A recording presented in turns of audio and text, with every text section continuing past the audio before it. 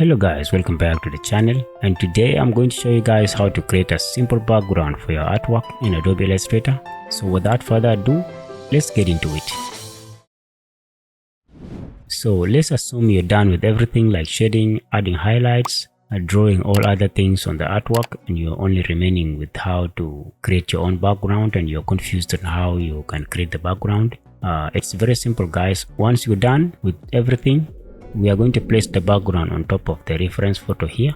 Click on the reference photo and then also click on create new layer icon here, and you'll see new layer will automatically be created on top of the reference photo, and we are going to call this one background.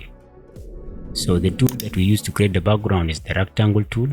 Click on it and then draw a rectangle on top of the artwork like this, covering all the artboard.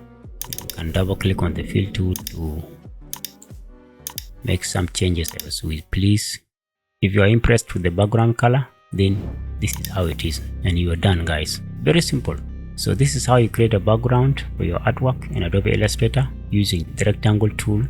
If you found this video helpful, like it, subscribe, and turn on post notifications if you have not done so far. And as always, thank you guys for watching, and I'll see you all in the next video.